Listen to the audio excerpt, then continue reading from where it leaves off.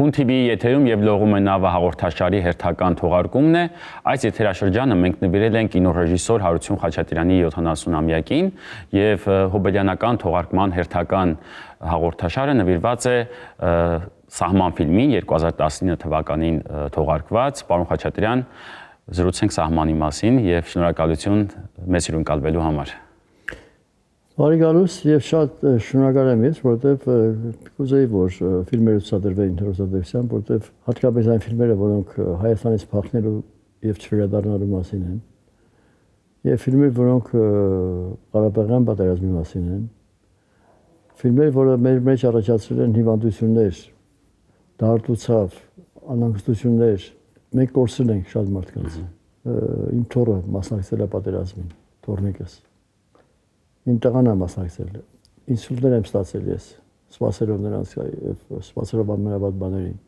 Եվ կարծում եմ, որ Սահմանը շատ կարեւոր եւ լուրջ ֆիլմ է ֆիլմերի պատմության մեջ, որտեղ Սահմանը դա թշնամություն չկա մեջը, չարություն չկա մեջը, կա շատ բարդ նկարահանումներ, որտեղ գլխավոր դերում Կոմեշն է։ Կոմեշ, որը անցել է Սահմանը, եկել է այս կողմ եւ ուզում է վերադառնալ իր տունը եւ չի կարողանում։ Դա թվում է թե մի քիչ անհասկանալի պատմություն է, որտեղ Կոմեշը բարձրացած Կոմեշը պատմում է մարդկանց պատմությունը։ Մարդկանց պատմությունը պատմելը մարդկանցով շատ ավելի դժվար է բարձրացած եւ շատ ավելի հեշտ է բարձրացած, որտեղ Կոմեշ նկարելը շատ բարդ երևույթ է։ Կոմեշը չի վարժվում, գիտեք։ Չվարժվող կենթաներից մեկն է եւ ոչ մի կրկեսում եւ ոչ մի տեղ չես կարող դու Կոմեշին վարժեցնես եւ ցածրես եւ խաղացես։ Բարդ պատմություն է, բայց փառք Աստծո, որ ֆիլմը ավարտելուց հետո, որը շատ մեծ դժվարությամբ եղավ, ես այն ժամանակ զուգահեռ աշխատում էի ֆեստիվալում, փառատոն էի անում։ Այո։ Բայց ֆիլմը արվեց մինչև վերջ։ Արվեց եւ ցուցադրվեց աշխարհով մեկ, ստացավ 20-ից ավել մրցանակներ, շատերի վրա շատ մեծ տպավորություն թողեց։ Հատկապես Աբբաս Քիարոստամյանի վերաբերմունքը եւ իր գնահատականը չեն պատմել դա։ Ես կուզենայի որ անպայման մենք խոսենք այդ պատմության մասին, դա շատ կարևոր է։ Պատմեմ, որովհետեւ այդպեսի մարդ շատ քիչ կա աշխարհում։ Ոնց որ Աբբաս Քիարոստամյանը, որը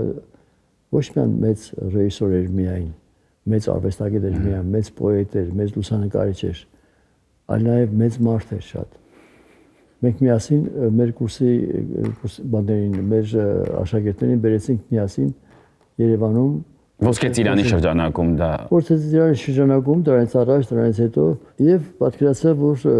ամենամեծ նվերը որ կյանքումս արել են կինեմատոգրաֆիստները ինձ դա ինչ խոս նաեւ իմ դասատուներն են նաեւ իմ բարեկամներն են աշակերտներն են որոնք նվերներ են արել կինոյում լավ աշխատելով կամ հավատալով իմ ֆիլմերին կամ հավատալով իմ սցենարներին Աբբաս Քիարոստամյանի արածը դա մի ֆանտաստիկ երևույթ էր որտեղ Եվ Լուվրում անում էին Աբբաս Քիարոստամյանի Հոբելյանը, տպագրեցին նրա գրքերը, նա նաև գրող է, ֆոտոների ցուցանտես արեցին եւ ասեցին, որ քո լավագույն երկու ֆիլմ ընտրի, որ ցուցադրենք եւ աշխարհից, որը հավանում ես, ամենակո հավանած ֆիլմերից մեկը։ Հավատալս չի գալիս, որովհետեւ նույնիսկ ստի նման է հնչում, որովհետեւ չես հավատում, որ կարող է Աբբաս Քիարոստամին ընտրի քո ֆիլմը, որը ես շատ վախեցած էի միշտ, որովհետեւ Պրոբլեմները իմ շատ են եղել հայկական կինոյում։ Չեն հավանել իմ ֆիլմերը, չեն ընդունվել իմ ֆիլմերը, չեն գնահատվել իմ ֆիլմերը, չեն գովերքվել իմ ֆիլմերը եւ ինձ նույնպես։ Բայց փառք Աստծո, այդ կան ստացած մրցանակներ, այդ կան ստացած ճամփորդություններ, այդ կան ռետրոսպեկտիվները, որ ես եմ ունեցել, չունեցել ոչ մի հայկական կինո։ Կներես մեծամտած արդեն, ես տեմ եմ մեծամտանալու, բայց երևի վախից եմ միշտ որ նորից չվերադառնան հին օրերը։ Շատ դաժան օրեր են եւ շատ դաժան վերաբերմունք արվեստագետներին։ Հիմա չանեն շարունակեն այդպես բան չանեն հանգարց։ Թույլ մի տվեք։ Եվ ընտրեց Աբբաս Քիարոստամին Սահմանը։ Նա հոդված էր գրել ֆիլմի մասին, որ լավագույններից մեկը աշխարհում համարում է այդ կերպարը եւ այդ ֆիլմը։ Եվ որպես լավագույն ֆիլմ, որը աշխարհից ընդունում այնքը, իր երկու ֆիլմերից մեկտեղ ցուցադրեց այս ֆիլմը եւ ինձ հրավիրեցին Փարիզ եւ Լուվրի Տարիջում ներկայացրեցին ֆիլմը, ինքը ներկայացրեց եւ ինձ ներկայացրեց։ Դժբախտաբար էլի Հայաստանը ոչ մի բան չգրվեց, ոչ մի բան չցուցադրվեց, Բայց կային չէ կինոգետներ եւ լրագրողներ ձեզ ուղեկցող։ Լինում են, բայց երևի այդքան կարևոր չի եղել իրանց համար, կամ այդքան զգայացուն չի եղել ինչպես ինձ համար։ Մոռանանք դրանց իրանց մասին, բայց Աբաս Քիարոստամին արեց այդպեսի մի հատ մեծ նվեր։ Հիմա ես մտածում եմ ամեն մի ռեժիսորի մասին, որ մի քիչ կայացել է, ինչպիսի նվեր կարող է անել երիտասարդ ռեժիսորներին։ Օրինակ ես վերջերս տեսա, որ երիտասարդներին անանք ստացվում են, հիշեցի այդ պատմությունը եւ ամբողջովին մեջ ընկա եւ որպեսզի ապացուցենք, որ երիտասարդներին պետք է օգնել։ Երիտասարդներին պետք է դա ամենակարևորը, ամենաշատ հնարավորությունները, ամենակիչ պատճառներն ու պայմանները, որպեսզի նրանք կարողանան դուրս գալ աշխարհ։ Այնպես որ Աբաս Քիարոստամին ոչ միայն ցուցադրեցին ֆիլմը եւ ինձ ներկայացրեց, այլ նաեւ դաս տվեց, թե ինչպես պետք է վերաբերվել մարդկանց, որոնք ուզում են ֆիլմ նկարեն, մարդկանց, որոնք երիտասարդներին եւ ուզում են դուրս գալ աշխարհ։ Մենք քույր միասին խոսենք դրա մասին մի օր, երիտասարդների եւ ընդհանրապես մեր սխալների մասին, մեր մեծերիս սխալների մասին, մեր էգոիզմի մասին, որ չթողեցինք մենք այն օրենքը, որ մենք ասում ենք, պետք է ֆիլմ նկարեն հիմնականում երիտասարդները, դեբյուտները պետք է շատ ավելի ստանան ֆինանսավորում քան մյուսները, որովհետեւ շատ կարեւոր է երիտասարդներին բերել մեջտեղ։ Կլինի մի օր եւ լինում է, բավականին առաջ է գնում այդ գաղափարը։ Այնպես որ սահմանը, որը մի գոմեշի մասին է, բայց Հրանտ Մաթեոսյանական գոմեշը չի։ Այո։ Ոչ էլ երազածն է իմ սիրելի Ռոմե Բալայանի, որը այդպես էլ չնկարեց իր գոմեշը։ Սա ուրիշ գոմեշ է, ուրիշ պատմություն է, սա Ղարաբաղյան պատերազմի մասին է, սա վախեցած փախած մարդկանց մասին է, սա միայնակության մասին է, սա երազանքը ձգտում է դեպի վերադառնալ իր հայրենիք, իր ճահիճները, իր գետերը, իր տունը։ Շատ ազնիվ ֆիլմ է կարծեմ, շատ ազնիվ ֆիլմ է եւ կարելի է ամենտեղ ցույց տալ աշխարհին։ Պարոն Խաչատրյան, այսօր մենք տեսնում ենք ոնց է ընդհանրապես եւ կինոյի ռիթմը փոխվել եւ մեր շուրջ տեղի ունեցող իրադարձությունների ռիթմը։ Ամեն օր արթնանում ենք ու այն քանակությամբ նորություններ եւ շոկային նորություններ, որ թվում է, որ այլևս կինոն եւ հատկապես այն ռիթմի կինոն, որը եւ Քիարոստամի կինոյի ռիթմն է, եւ Քիարոստամի սիրած ֆիլմերի ռիթմն է, եւ Հարություն Խաչատրյանի կինոյի ռիթմն է, ոնց որ մի տեսակ իրականությունից դուրս մնացած լինի։ Մենք չենք կարողանում այլևս ապահովենք այնքան տեսարժանություն կամ ինչ-որ մի բան, որքան որ իրականությունը եւ մեզ շրջապատող իրականությունն է թույլ տալիս։ Դուք ո՞նց եք այդ ամեն ինչը մեկնաբանում։ Մենք ամեն որ աշխարհը խառնվեց իրար։ Շատ հասարակ խոսքով եմ ասում։ Աշխարհը ապացուցեց, որ ինքը պատրաստ է մարդասպանության, ժողովրդասպանության, երկրասպանության եւ այն արժեքները, որ միջև այդ խոսվում էր դրա մասին, եւ արվեստը նմանակում էր կամ ուզում էր նմանվել այդ երազանքին դեմոկրատիայի եւ ազատության եւ անկախության, բացվեց որ սուտ պատմություններ են եւ այսօր այսպիսի սպանություններ, այսպիսի կոտորածներ, այսպիսի պատերազմներ, այսպիսի անարդարություն չի եղել ոչ մի դարում ինձ թվում է։ Նույնիսկ վայրենիների ժամանակ, նույնիսկ մոնղոլ թաթարների ժամանակ, նույնիսկ թուրքերի ժամանակ, չգիտեմ, միգուցե եւ սխալ եմ ասում հիմա, բայց ինձ համար սարսափելի է այս անդարբերությունը մարդկանց կյանքի եւ մարդկանց երջանկության, մարդկանց օգնության համար։ Ինչ է կատարվում աշխարհում։ Հիմա ես չեմ ուզում շատ սարսափելի բաներ ասեմ, բայց ինձ համար սարսափ է մի հատ։ Սարսափ եւ պետք է ամոթի զգացողություն է, չէ՞։ Գիտեք, անհասկանալի պատմություն է, որտեղ չես հասկանում, սա մարդիկ են, թե կենդանիներ են, սա մարդիկ են, թե գազաններ են, սա մարդիկ են, թե իշխանավորներ են, թե իշխանավոր չեն։ Գազայի մասին կարող եմ խոսել։ Հասարակությունները, որոնք այսօր կոտորածների մեջ են, մարդիկ, որոնք այսօր միայնակության մեջ են, սովից մահանում են երեխաներ։ Այսինքն ինչ պետք է կատարվի, ես չգիտեմ։ Չիմացությունը մարդկանց սպանում է, որտեվ Ռուսաստանի այս պատմությունն է Ուկրաինայի հետ։ Այսինքն չես կարող ոչ մի բան բացատրել մարդկային լեզվով, որտեվ անհասկանալի է մարդկային արդարացումներ չկան այլևս։ Դեմոկրատիան սուտ էր բարձրացած, մարդասիրությունը սուտ էր բարձրացած, ու ֆիլմը շատ կարևոր է, որ նկարվի դրա մասին, որոնք մնան ապագայի համար, որ տեսնեն, թե ինչքան սարսափելի է եղել, որ չկրկնվի նորից, թեկուզ բարձրացած, որ մի քանի մարդիկ կարող են հավաքվել եւ ամենադաժան որոշումները հորինել մարդկանց կոտորելու, մարդկանց սպանելու, երկրները խլելու, հողերը խլելու տեսանք մենք ինչ վիճակի մեջ եղավ Հայաստանը, հայ ժողովուրդը, այս ազնիվ գեղեցիկ ժողովուրդը, որը կարծես թե ծնվել էր միայն ստեղծագործելու պոեզիայի եւ նկարչության եւ ամեն ինչի համար։ Իմ կարծիքով այդպեսին է եղել, որտեղ տեսել եմ շատ վատ բաներ հայկական աշխարհում, բայց դա ինձ համար շատ երկրորդական է եղել, որտեղ առաջնային եղել է միշտ պոեզիան, միշտ եղել է նկարչությունը, միշտ եղել է արվեստը, միշտ եղել է սերը միմյանց հանդեպ, սերը երեխաների հանդեպ, զավակների հանդեպ։ Վտանգավոր վիճակ է շատ, անհասկանալի վիճակ է շատ, վախենալու վիճակ է շատ։ Հիմա չեմ ուզում դրա մասին շատ խոսենք այսօր, որովհետև սահմանը բավականին լուրջ պատմություն է այդ պատմելու համար։ Կողմը մի հատ կողմեր, մի կողմեր պատմում է պատմություն, որը վերջում սպանում են այդ կողմերին, ինչ խոսք ծնում է մի հատ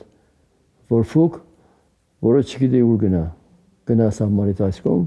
թե վերադառնա այս կողմ, որն է իր հարազատը, որն է իր բարեկամը չգիտի։ Մեր վիճակները այդպեսին է։ Պարոն Խաչատրյան, որքան ժամանակ եք նկարել ֆիլմը։ Որտեղ մենք տեսնում ենք տարվա տարբեր եղանակներ եւ Ես ընդհանրապես 4 եղանակ պետք է անպայման նկարեմ։ Ահա։ Կարոն համար աշուն ձմեռ պետք է լինի իմ ֆիլմերի մեջ բոլորի, որտեղ դա ինձ համար մի հատ լուրջ շրջապտույտ է, որը պետք է անպայման տեսնեմ ես։ Կարոնան, ամռանը, աշնանը եւ ձմռանը պետք է տեսնեմ մարդու ապրելաձևը, մարդու վիճակը, մարդու լարվածությունը, մարդու միայնակությունը, մարդու ընտանիք ունենալը, ընտանիքի մասին անհանգստանալը։ Եղանակները շատ կարևոր են ինձ համար։ Այդ 4 ամիսը անպայման են, բայց ես ֆիլմեր ունեմ, որ 25 տարի եմ նկարել։ Ֆիլմեր ունեմ, որ 30 տարի եմ նկարել։ Ֆիլմեր ունեմ, որ մի տարի եմ նկարել, ֆիլմեր ունեմ, որ 6 ամիս եմ նկարել։ Այսինքն ամեն ինչը եղել է կարևորության համար։ Դա տևեց ինձ թվում է 2-ից 3 տարի ֆիլմը, որտեղ ես նաև զուգահեռ անում էի փառատոնը Ոսկե ծիրանը, որը ինձ համար մի քանի ֆիլմ էր միանգամից Ոսկե ծիրանը, որտեղ իմ կարծիքով Ոսկե ծիրանը պետք է ստիպեր մարդկանց վերադառնալ կինոարվեստին։ Երիտասարդները պետք է սիրեին կինոն եւ տեսնեն աշխարհի լավագույն ֆիլմերը։ Դա ինքնանպատակ չէր Ոսկե ծիրան փառատոն բացելը։ Դու հետներս աշխատել ես առաջի քորերից երիտասարդական, ինչի համար էր մտածված, որովհետեւ մենք վերջապես կարողանանք մարդկանց ցույց տալ աշխարհի լավն ու վատը, բարին ու չարը, հնարավորը եւ ոչ հնարավորը, եւ ինչ կինոյով պետք է դա պատմել։ Ինչքան կարևոր էր հայերի համար, ինչքան մեծ զենք էր կինոն հայերի եւ Հայաստանի համար։ Եվ դրա համար մենք ստեղծեցինք այդ փառատոնը, Ոսկե ծիրանը, եւ Փառք Աստծո, երբ որ մենք սկսեցինք փառատոնը, 1-2 ֆիլմ կար հայկական ասպարեզում, չկային ուրիշ ֆիլմեր։ Հիմա 20-25-30 ֆիլմեր կան ասպարեզում։ Սա մեր արածի ամենամեծ գնահատականն է, եւ շատերը ու մեր գոլեգաները 70-80% մեր գոլեգաները արհամարում էին Ոսկե ծիրան։ Հայաստանում սկի կինո չկա, ինչ փառատոնի մասին է խոսքը։ Հայաստանում էս չկա, ինչի մասին է խոսքը։ Հայաստանում են չկա, ինչի մասին է խոսքը։ Ու այդ չարությունը։ Հապարտություն կա, չէ՞, այդ չկա ասելու մեջ մինչև հիմա էլ է։ Կար իբրե իմաստունություն, որ իմաստուն են եւ պետք չի այսպես հիմարություն իրանց, ոնց որ ասենք փառատոնն է։ Կամ ոնց որ ասենք գիտական շատ բաներ ինչպես որ ստեղծում են եւ արհամարաբար գցում նիկում։ Բայց կան համառ մարդիկ եւ կան հաստակաշի մարդիկ, ճագիրդավոր, որոնք դիմանում են այդ բոլոր ստորություններին եւ հայացքներին եւ առաջ են գնում եւ բացատրում եւ բացահայտում, որ պետք է ստեղծել, պետք է առաջ տանել, պետք է ցույց տալ, պետք է նկարել, պետք է պատմել քո ազգի մասին, քո լավ մասերի մասին, քո լավ հնարավորությունների մասին, քո վատ հնարավորությունների մասին, քո վախի մասին, քո համարձակության մասին, պետք է պատմես։ Եվ երիտասարդները, որ այսօր այսքան շատ երիտասարդներ կան, որ պետք է կարծում եմ Միքայել Ստամբոլցյանի, Սուսաննա Հարությունյանի արսանները կանգնեցնեն, որովհետև նրանք հավատացին ինձ, հավատացին իմ երազանքներին եւ մտան տարիներով մինչև հիմա աշխատում են հրաշալի։ Իսկ Ոսկե ծիրանը մի փոքր ձեր ֆիլմերի հաշվին էր, թե չէ։ Իհարկե իմ ֆիլմերի իմ ժամանակի հաշվին էր, որովհետև երբ մենք սկսեցինք ընդհանրապես փողի հնարավորություն չկար ոչ մի կոպեկ, ոչ մեկը չէր հավատում եւ ոչ մեկը չէր ֆինանսավորում։ Փառք Աստծո, որ կամաց ամեն ինչ եղավ։ Ադաշ Սուբանյանը մեզ հավատաց, մենք երեքս, հետո ես հողագտոր ունեի, ասեցի դնենք բանի մեջ, վարկ վերցնենք, այս անենք, այն անենք, վերջը կամաց բարձվեց, որ հնարավոր է։ Հետո գործարար մարդկանց ընկերություն կար։ Նրանք սկսեցին օգնել, հետո Երիկյանը միացավ մեզ Փառք Իրան եւ մենք կարողացանք անել ֆիլմ, որը դարձավ համաշխարհային լուրջ ուշադրության կենտրոն ունեցող ֆիլմ, փառատոն։ Եվ այսօր համարվում աշխարհի լավագույն փառատոններից մեկը, ով ինչ ուզում է խոսի, ով ինչքան ուզում է հայոյի, որ մեծամտություն է եւ կամ սուտ է, բայց այդպես է։ Որ գրել էր բանը, Վլախով, Անդրեյ Վլախովն էր գրել։ Աշխարհի լավագույն փառատոններից մեկն է։ Ես իրան հավատում եմ ինչ խոսք։ Արժանացել է ինքը դրան, այո, բոլորիս հավատին։ Պարոն Խաչատրյան, եւ մի այդպիսի հարց էլ ֆիլմի օպերատորների հետ կապված, հատկապես այս ֆիլմում ինձ շատ կարեւոր է, որովհետեւ տեսեք Ռուդոլֆ Վաթինյան եւ Վրեժ Պետրոսյան երկուսն են տենց իրենց հստակ ձեռագիր ունեցող եւ իրարից բավականին տարբեր ձեռագրեր ունեցող օպերատորներ։ Ոնց կարողացաք այդպես համատեղել, համադրել, գտնել ինչ-որ մի հատ առանցք։ Չէ, հիմնականում դա Վրեժ Պետրոսյանի նկարահանած ֆիլմն է։ Մյուսները, երբ որ մի քանի խնդիրներ ենք ունենում, պետք է մի քանի օպերատոր օգնում էին անպայման։ Հա, բայց հիմնականը Վրեժ Պետրոսյանի նկարահանած ֆիլմն է։ Եվ նաև պոետի վերադարձը հիմնականում, եւ պոետի վերադարձում 4-5 օպերատոր են մասնակցել։ Կարևորը ինձ համար, ես շատ եմ սիրում օպերատորներին, որտեղ ինքը ժամանակին օպերատորի ասիստենտ է, երկրորդ օպերատոր է, Ալեկ Յավուրյանի մոտ է աշխատում եւ իր աշակերտներից մեկն է, բայց մի օր հասկացա, որ այս ախմախ ռեժիսորներին վստահելը եւ հավատալը եւ իրենց ասածը անելը շատ դժվար բան է։ Ավելի լավ է ես դառնամ ինքս ռեժիսոր եւ նկարեմ այն, ինչ որ մտածում եմ։ Գներեն ինձ կատակ եմ անում,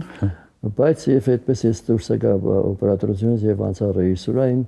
որտեվ պատմելու բան ունեի, ասելու բան ունեի եւ տարածելու եւ ցույց տալու բան ունեի։ Եվ Փառք Աստծո, որ դա մինչև հիմա մնացել է եւ հիմա շուտով կսկսեմ նաեւ